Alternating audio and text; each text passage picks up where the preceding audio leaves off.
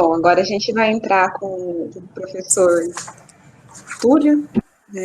Ele vai falar, a palestra dele é Conhecendo a Língua Brasileira de Sinais. Professor Túlio. Bom dia. Acho que está cortando um pouco a sua câmera. E agora tá ok. Deixa eu compartilhar a sua apresentação aqui. Uhum.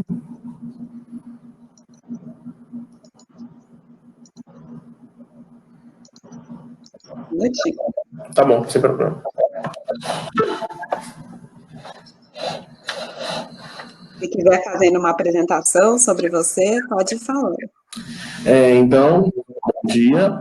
Meu nome é Túlio, eu sou servidor aqui da UFMT, eu sou tradutor e intérprete, né? Estou aqui com minhas colegas do lado, as meninas, já cumprimentar elas, meninas, parabéns pelo trabalho de vocês, vocês fazem um trabalho de acessibilidade maravilhoso, nós fazemos um trabalho, né, de acessibilidade na universidade e já parabenizar a organização do evento por ter pensado e se organizado para fazer essas palestras, né, o evento ser acessível para as pessoas surdas. Tá? Então, eu sou tradutor e intérprete da UFMT e sou professor de Libras também, numa instituição particular aqui em Cuiabá. E aí eu fui convidado pelo Anderson para poder apresentar para vocês, né, pela organização do evento, para apresentar para vocês um pouquinho sobre a Libras, a língua brasileira de sinais, que, como o próprio nome disse, é a nossa língua de sinais do nosso país.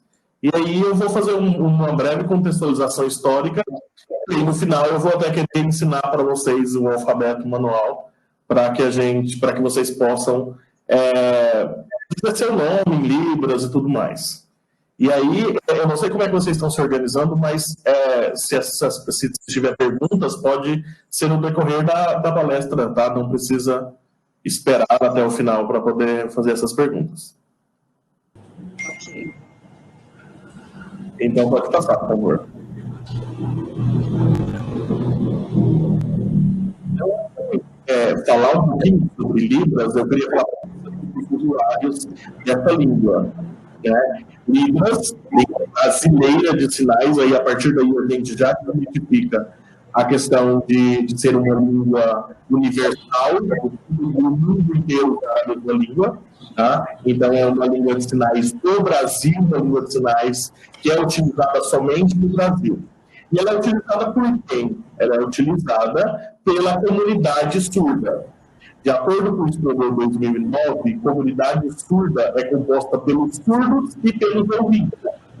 Então, eu, professor de Libras, então eu faço parte da comunidade surda.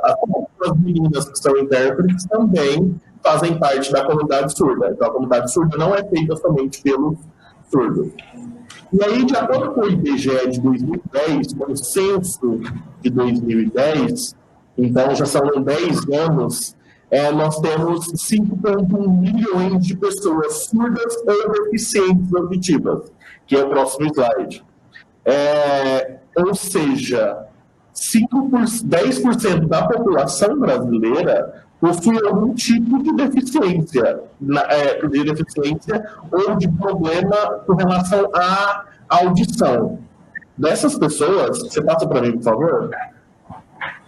Elinara. Dessas pessoas, 10 milhões dessas pessoas, elas possuem algum tipo de problema com a audição. Não necessariamente elas são surdas, elas não ouvem. Então, 10 milhões de pessoas no Brasil. Em torno de 5,1% dessa população. Pode passar. E aí, é um quantitativo muito grande. Então, dessas 10 milhões de pessoas, muitas delas não ouvem nada e algumas delas só têm algum problema de audição. Tem alguma perda auditiva de um ouvido, ou tem uma perda leve dos dois ouvidos, e aí eles não utilizam língua de sinais. Então, o que eu quero trazer com essas informações é que nem sempre a pessoa que tem algum tipo de perda auditiva utiliza Libras. Muitas vezes eles são deficientes auditivos, eles não são surdos. Mas aí, de acordo com esse censo também, pode passar, por favor, Um caso que é bem, um dado que é bem alarmante é a questão da falta de alfabetização dessas pessoas. Porque se eles são usuários da Libras, quer dizer que a língua portuguesa é uma segunda língua, certo? E aí a maioria dos surdos não são alfabetizados. Olha aí para vocês verem nas nossas duas pizzas, né, na nossa questão de porcentagem, o quantitativo de pessoas da população geral que não possui, que não é alfabetizado, é de 10,5%. Agora, de pessoas que possuem alguma deficiência, é 24,5% das pessoas que são deficientes auditivos ou surdos que não possuem uma alfabetização. Então, isso é um dado muito alarmante, isso é um dado de 2010, é um dado que já está defasado, né? Nós podemos pensar que é um dado que é uma realidade que pode estar diferente atualmente. No entanto, ainda assim é muito preocupante pensar que as pessoas surdas não estão sendo alfabetizadas.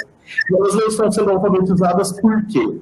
Por conta de elas não, de a comunidade, de a sociedade não se comunicar na língua delas.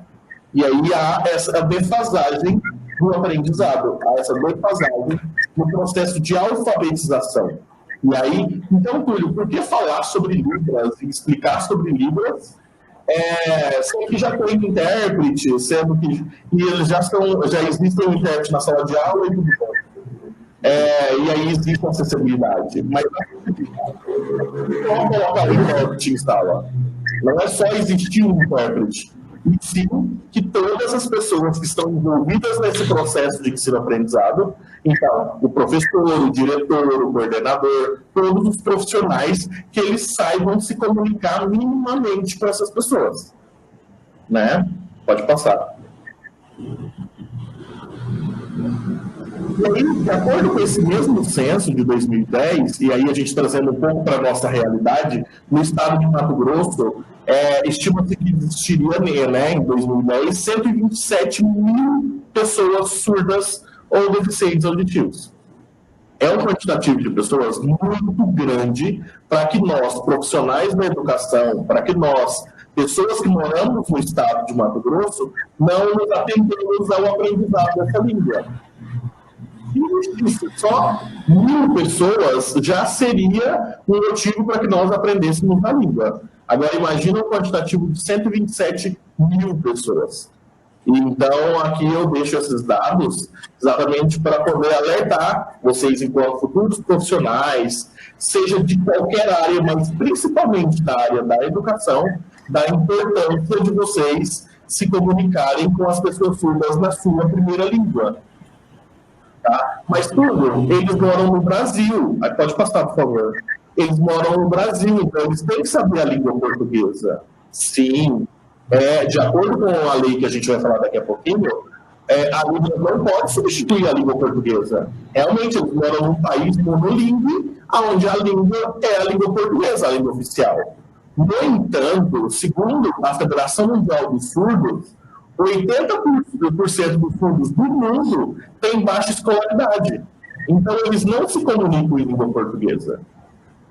Eles não têm essa fluência na língua.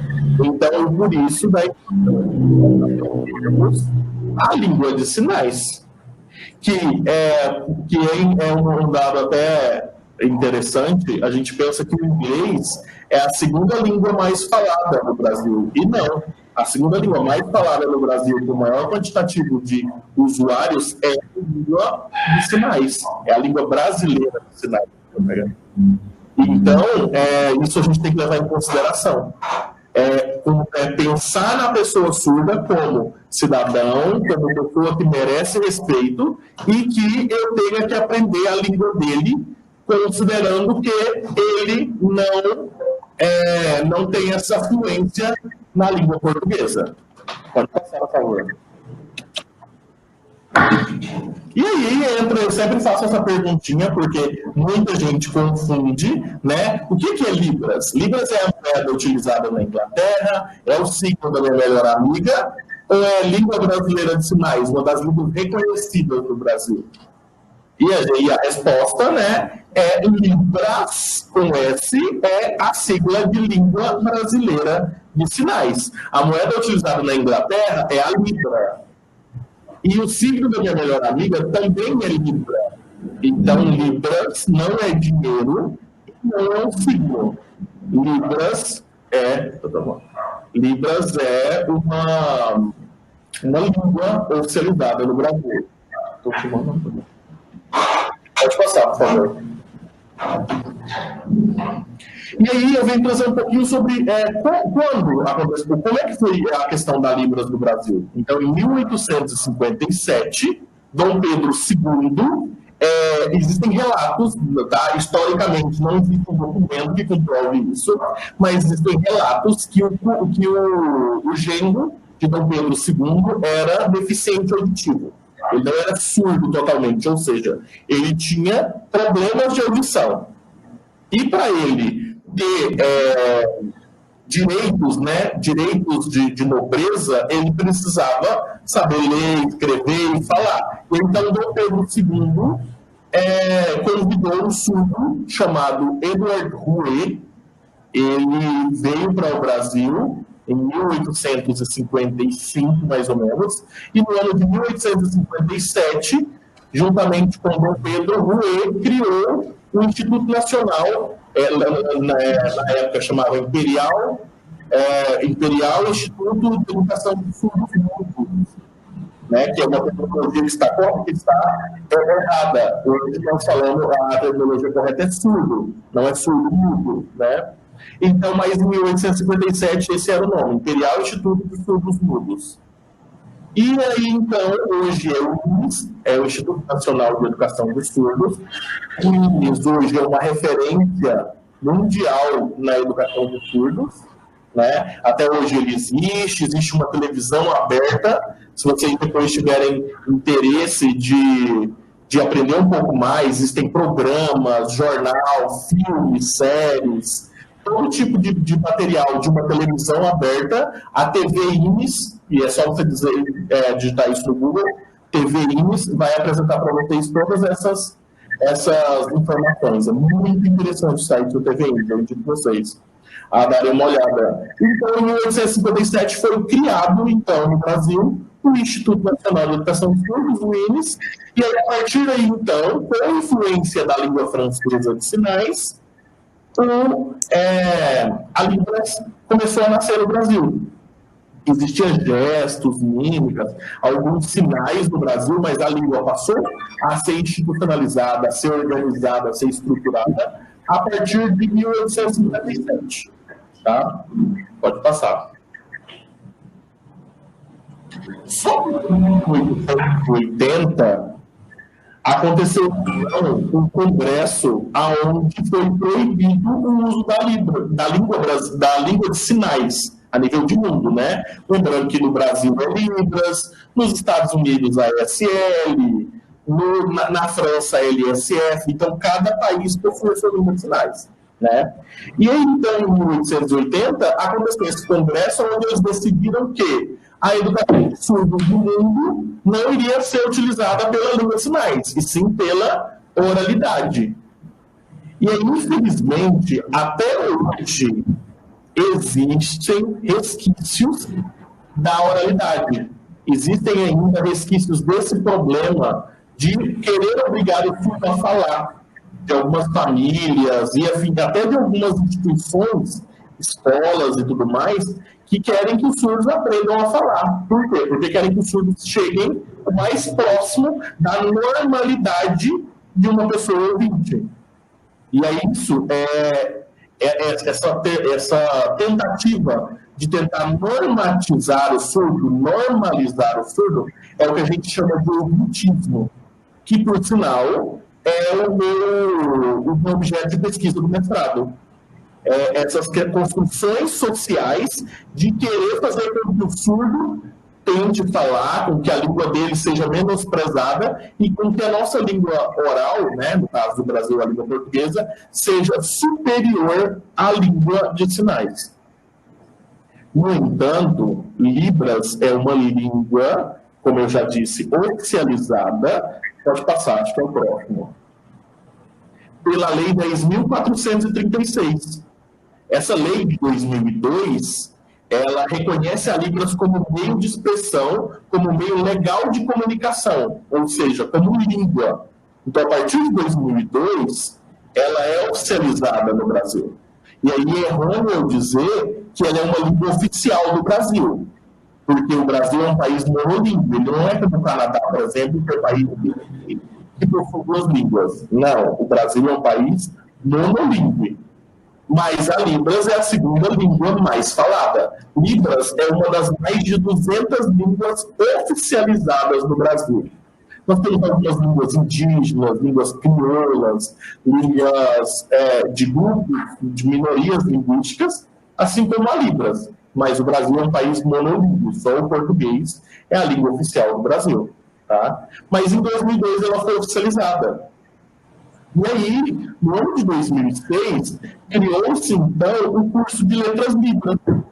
A Universidade Federal de Santa Catarina, ela ofertou o curso de Letras Libras.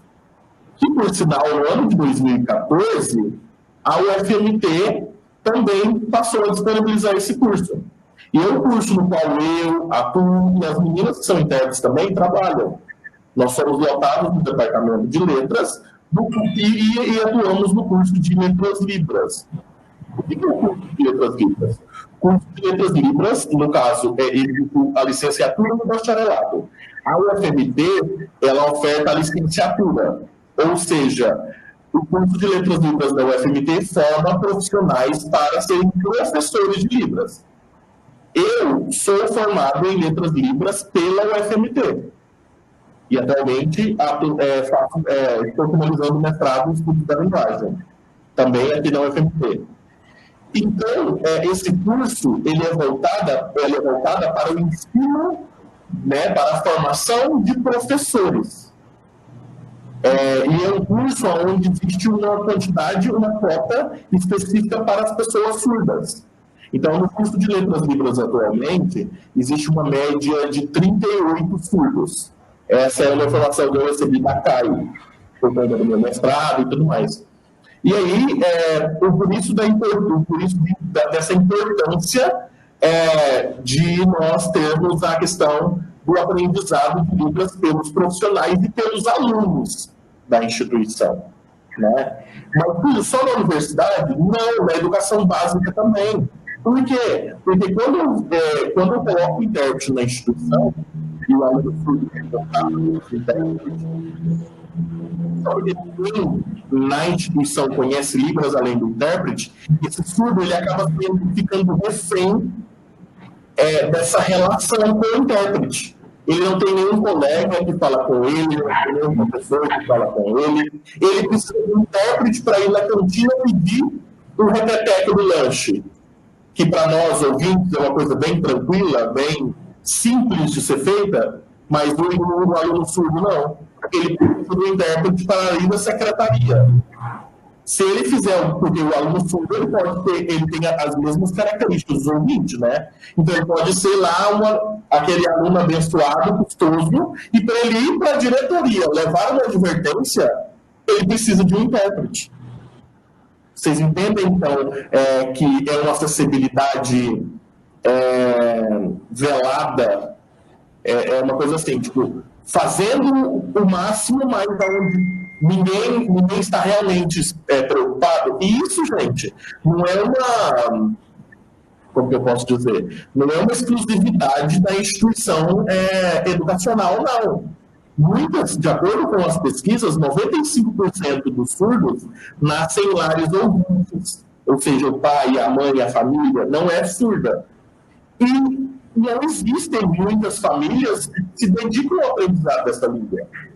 Então, assim, as escolas têm que aprender, precisa ter intérprete, mas em casa não existe esse contato. Então, por isso da importância também de professores e de pais e familiares aprenderem essa língua.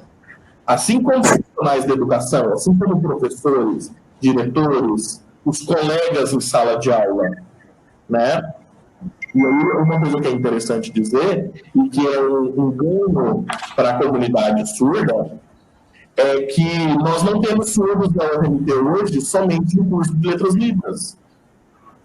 Então, não é porque a pessoa é surda que ela tem que cursar Letras Libras. Não é porque a pessoa é surda que ela tem que ensinar Libras. Como eu disse para vocês, o curso de licenciatura em Letras Libras da UFMT ensina professores de Libras. E não é porque eu falo português que eu tenho que virar professor de língua portuguesa.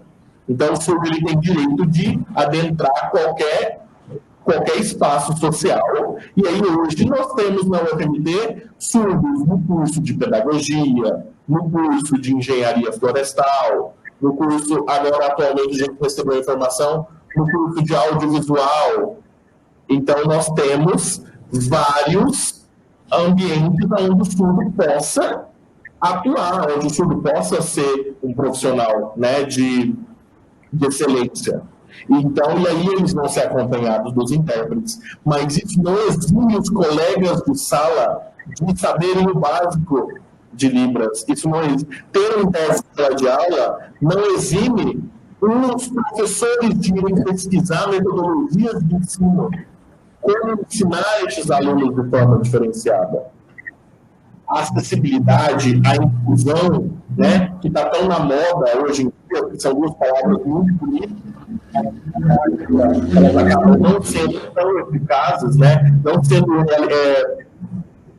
construídas de forma realmente verdadeira, porque a inclusão não é só inclusão, não é só colocar a pessoa, só não autorizar a pessoa a ser inserida no ambiente. Eu tenho que propiciar formas para que essa pessoa permaneça. E o bom da vez da acessibilidade é o que nós chamamos de acessibilidade atitudinal, que não é só ter uma rampa para o deficiente físico, ter um intérprete para o deficiente auditivo, é a atitude das pessoas para com o filho, para com o deficiente, que é o que nós chamamos de acessibilidade atitudinal. E aí isso é muito importante no ambiente acadêmico. Na verdade, não só no ambiente acadêmico, acho que em todo lugar. Mas no ambiente onde nós estamos formando opiniões, onde nós estamos formando profissionais, isso se faz mais necessário. E aí é isso que eu quero trazer para vocês nessa fala de hoje. A importância, então eu queria apresentar para vocês um pouquinho o que é Libras, da onde veio, quando surgiu, e a importância de nós, enquanto profissionais, enquanto futuros médicos, professores, advogados, e para vocês da educação básica, enquanto colegas, enquanto professores, diretores, a importância desse aprendizado dessa língua, tá? Você passa para mim? E aí eu trouxe aqui algumas imagens, algumas fotos do alfabeto manual mesmo. E aí eu vou passar para vocês uma vez mesmo o alfabeto. E aí esse material pode ser divulgado, enfim, repassado, não tem nenhum problema. Mas na internet você vai colocar, se você colocar lá alfabeto Libras, você vai conseguir o alfabeto o tempo todo. Tudo mais Libras é só o alfabeto? Não, gente. O alfabeto é um empréstimo linguístico da língua portuguesa. Nós só usamos o alfabeto para nomes próprios, nomes de lugar, e para quando eu não sei um sinal, quando não tem um sinal específico. A partir daí, são sinais. Eu vou usar junções, parâmetros, para organizar sinais. Por exemplo, o sinal da UFMT, e aí isso é interessante, porque a Libras é uma língua muito icônica. Ou seja, ela é uma língua que tem muita relação com a realidade. Por exemplo, a UFMT. A UFMT tem um quantitativo muito grande de quê? De gatos, né? Todo lugar que você vai na UFMT tem gato. E aí o sinal de UFMT na Libras é o sinal de gato. É esse. Então, UFMT. Então, para vocês verem o quanto que existe uma relação, uma ligação. Então, sempre que eu falar que eu estudo aqui e eu faço o sinal de gato, eu estou dizendo que eu estudo na UFMT. Então, existe um sinal que é o correspondente à palavra para as coisas na Libras. Então, uma palavra no português, por exemplo, como substituir, né? Olha a palavra, existe uma palavra, substituir, né? E aí existe na língua portuguesa, na Libras, esse sinal, substituir. Né? Então, existe um correspondente para cada um. Débora, Josilene. Então, eu sempre tenho essa questão de ter um substituto para uma língua. Eu usei o exemplo e errei. Sempre existe um correspondente de um sinal para uma palavra em Libras. Então, o alfabeto eu vou utilizar mesmo só para nomes, para datilologia de sinais que não existem. Tá? Então, eu vou passar o alfabeto bem rapidinho para vocês. Eu indico para vocês utilizarem, mas vocês não vão conseguir utilizar o alfabeto o tempo todo numa comunicação. Por quê? Porque o alfabeto não vai dizer eu me comunicar com uma pessoa dizendo assim, ó, oi, tudo bem. Não, eu vou fazer oi, tudo bem? E eu então vou usando sinais específicos. Tá? Então, já para vocês aprenderem, sempre que vocês verem um surdo aí na sua escola, no seu blog e tudo mais, faça assim para eles. Cumprimentem eles, assim como a gente cumprimenta o ouvinte, porque a gente às vezes tem um certo receio, né? Um certo medo. De, nossa, como é que eu vou cumprimentar ele? Eu não sei falar a língua dele, como é que eu vou fazer? Então, a partir de agora, assim, ó, você vai fazer essa configuração de mão, tudo fechado, menos o mindinho, e vai dizer assim, isso é oi. Então, você já sabe, a partir de agora, cumprimentar uma pessoa surda. Você vai fazer oi. Isso já é uma forma, isso você já muda o dia de uma pessoa simplesmente cumprimentando ela, sendo educado com ela. Entendeu? Então, esse é o sinal de oi. Mas aí eu vou fazer o alfabeto bem rapidinho com vocês, só para poder mostrar para vocês, e aí depois eu vou mostrar o alfabeto e vou mostrar 3 ou 4 sinais que serão de grande valia para vocês, se vocês estiverem em contato com uma pessoa surda. Tá bom? Então vamos lá. O A. Eleonara, eu vejo só você, então você repete comigo, tá? Tá. A. Tá. B. C. Na Libras a gente tem o cedilha, tá? A gente não usa pontuação, mas a gente tem cedilha. D. Opa. Assim, é isso. Todas as mãos, fecha, só deixa o dedo do dedo, não, você está fazendo o I, é o dedo indicador. Ah, tá. Isso, né? D, E, isso, F. Agora deixa eu trocar aqui. Ixi, o F é muito complicado. F é um dos mais complicados, gente, porque o seu polegar tem que ficar para fora. Tá vendo aqui? F, que o polegar fica para fora. F, G. G é esse aqui. Isso. H. Isso. Coloca aqui isso, H. H. I. Agora sim. O J, que você faz o ganchinho, como se fosse um gancho. Isso. J. O K, a sua mão é igual ao H. Tá vendo? Lembra que você fez assim no H? Sim. Sobe. K. Ah, sobe. K. L. Deixa eu trocar aqui. Opa. O L. Aí o M são 3 perninhas. N. Agora são 2. O. O P, a mão é igual ao H e o K, só que é para baixo. E sim. P, assim, P. O Q, que é o mesmo do G, só que é para baixo. Ai, assim. Isso. R. O R. O S, que é fechado. O T é o mesmo do F, que é aquele difícil, mas o polegar é para dentro. Eita. Sim. Isso, que o polegar é para dentro. Tá vendo? O F é para fora. O T é dentro. O T é... Entendi. U. Fechado. V abre. W. Aí o W.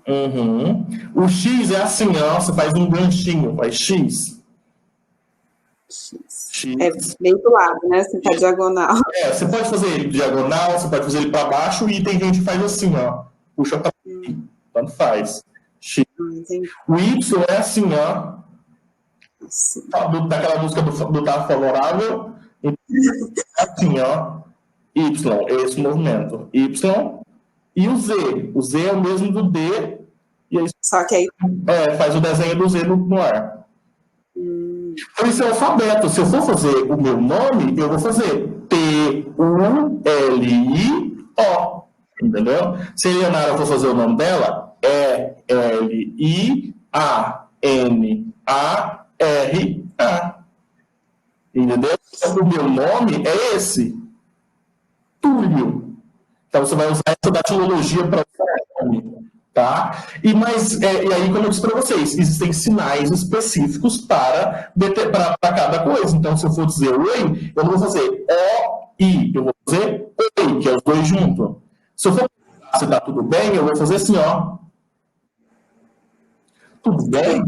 E aí a entonação de voz, porque quando eu estou falando com vocês na língua oral, a minha entonação de voz que é o que a gente chama de prosódia, né, na linguística, é o que apresenta o que é uma pergunta, o que é uma resposta, o que é uma exclamação, uma afirmação. Na língua de sinais, é a expressão facial. Então, se eu vou fazer uma pergunta, eu vou fazer tudo bem? Agora, se eu for fazer uma resposta, eu vou falar tudo bem. Então, tem diferença entre pergunta e resposta na língua de sinais. Isso também é muito importante. Você não vai dizer para a pessoa assim, ó, tô bem. Na minha cara mostra que eu tô bem? Não. Então, na língua de sinais, a gente tem que considerar os sinais específicos, o uso das mãos, mas eu principalmente tenho que trabalhar com a minha expressão facial e corporal. Porque eu não posso dizer que tá bem, eu falo assim, não, tô super bem. A minha cara não tá mostrando que eu tô bem.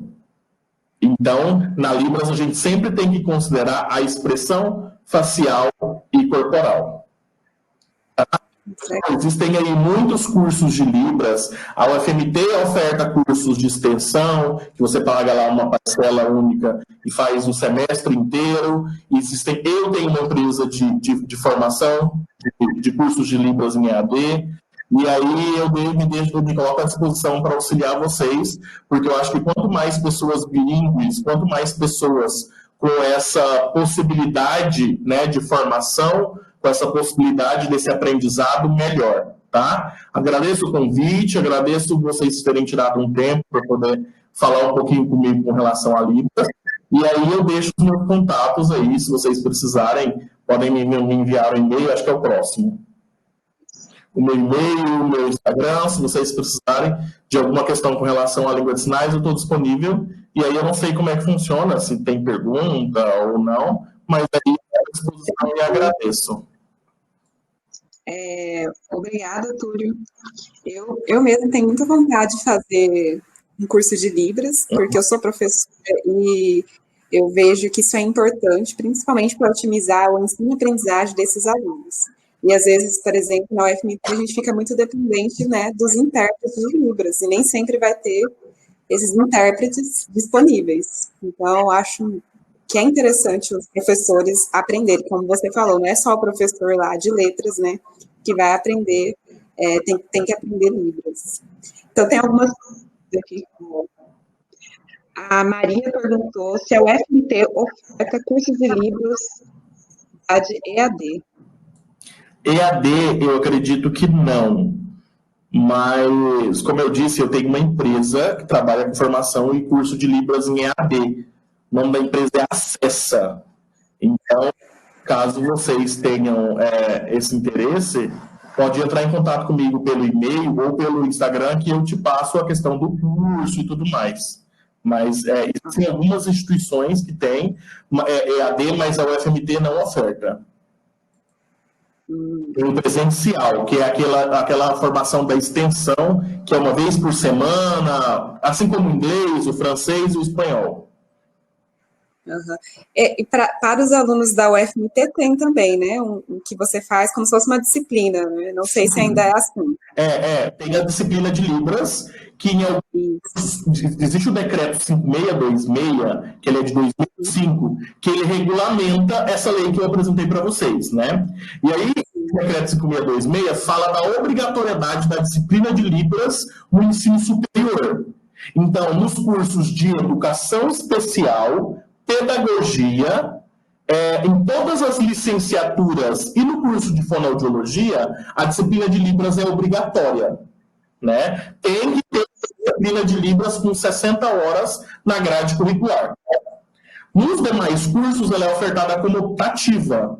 Então, a UFMT tem o curso de filosofia, tem a licenciatura e o bacharelado. No curso de licenciatura, é obrigatório ter a disciplina de Libras. No curso de bacharelado, não, é optativo. Mas, pelo que eu sei, o Departamento de Filosofia oferta como obrigatório para os alunos. E aí, existem o núcleo das disciplinas da UFMT, são núcleo livre e obrigatórias, né? As optativas, e então você pode fazer a disciplina de Libras como núcleo livre ou como optativa. Eu não sei qual é a nomenclatura que a UFMT usa atualmente. Mas você pode sim fazer a disciplina. Vários ofertam, e aí você vai fazer um processo solicitando cursar a disciplina. Lá no Letras Libras, na Pedagogia, no Letras, em qualquer curso de licenciatura. Legal. Para a próxima. A pergunta aqui, no caso de escolas públicas que não tem intérprete de Libras, qual seria a melhor solução? Então, de acordo também com o decreto 5626 e com a LBI, que é a Lei Brasileira de Inclusão, que antes era a Lei de Inclusão de 2000, né, que é a 10.098, e aí ela foi substituída agora pela LBI, 2015, né? É direito do surdo ter intérprete. A gente não vai ficar falando, faz tal coisa ou faz tal coisa, mas o correto é ir até a direção da instituição, a direção da instituição vai solicitar à Secretaria de Educação um intérprete. Não tem nenhuma possibilidade de aprendizado de uma pessoa surda sem... Não vou falar, não existe nenhuma... Existem sim algumas questões paliativas, mas ele tem direito a isso, e nem que seja via o Ministério Público, esse aluno surdo ele tem direito, tá? Mas ainda não tem o intérprete, porque tem aquela questão contractual, tem a questão toda... O que eu posso fazer? Você vai tentar trabalhar, você professor, você profissional, vai tentar trabalhar da melhor forma possível através da visualidade. Porque o surdo é uma pessoa visual, né? A língua dele é visual. E mesmo quando tiver um intérprete em sala de aula, vocês, professores, tentem se adaptar a isso, a tentar organizar o material didático de vocês em sala de aula de forma que seja adaptado à visualidade. E isso, gente, não vai ajudar só o aluno surdo, vai ajudar os seus alunos ouvintes também. Tá?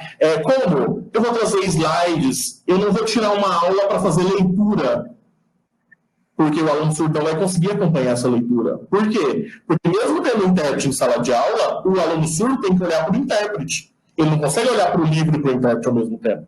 Dar um tempinho depois que você enche o quadro para ele escrever. Por quê? Porque enquanto você está enchendo o quadro e falando, ele está olhando para o intérprete. Fazer uma explicação e dar tempos para ele fazer a anotação. Porque ele tem que ficar 24 horas olhando para o que o intérprete está sinalizando. Ele não pode fazer anotações igual vocês que estão me ouvindo agora fazendo uma anotação qualquer. Eles precisam desse tempo. E pensar em estratégias.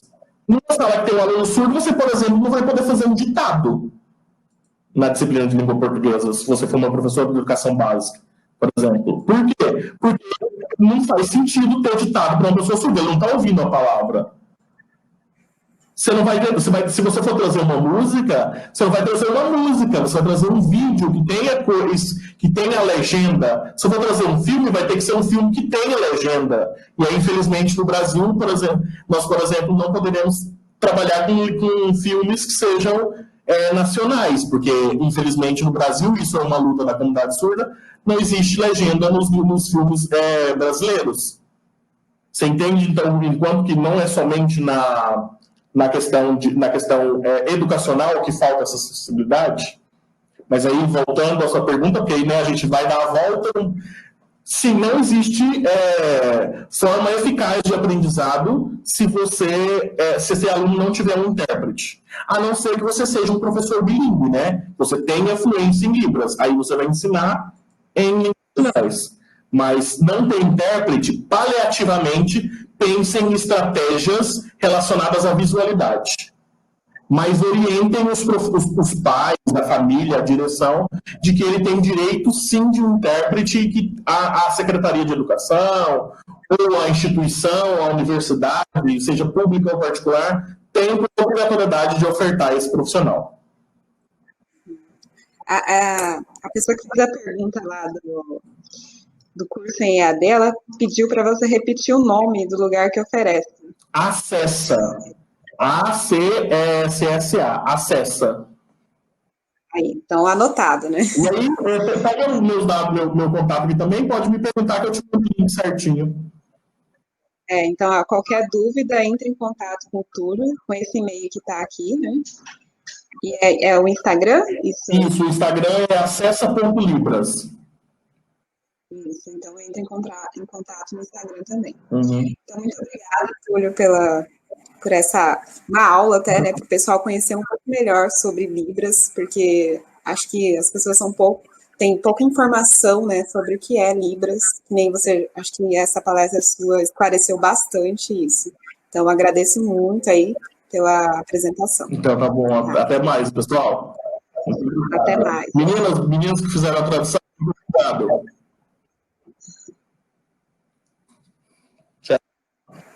Tchau.